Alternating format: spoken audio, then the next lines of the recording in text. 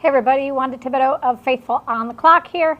And I just wanted to record a quick video about some thoughts that I had about value systems.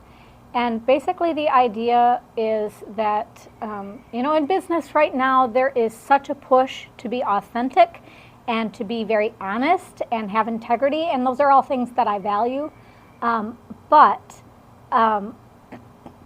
essentially, my concept is that you can have multiple value systems operating at the same time. And I think that's actually very common. And so you have those conflicting value systems, and it doesn't necessarily mean that a person is a hypocrite, right? I think that's the automatic assumption that we have with people, is that if they're not living their values, that all of a sudden we can't trust them, right? But I think sometimes what happens is that they just have these two sides of themselves that are fighting it out. And they believe both sides. It's not that they're being disgenuine, right? It's just that they don't know how to reconcile those two sides. So let me give you a very practical example here that relates to faith, okay? So, you can have the idea that, all of the things that are in Scripture about God's nature and His character and, salvation, you can believe all of those things apply to other people. You can believe that in your heart of hearts, right?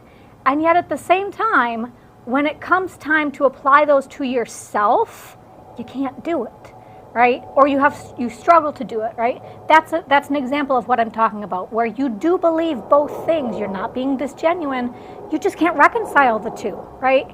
So I think my message is basically that before you judge somebody as being a hypocrite, ask yourself why those two things aren't reconciling. There's always a reason. There's always a reason why there is that gap there. And if you can help people find that gap and come into alignment, then you have that singularity of mind that you're looking for from them.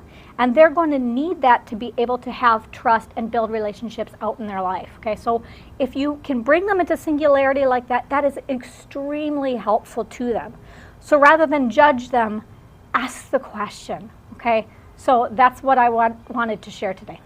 Thanks. Bye.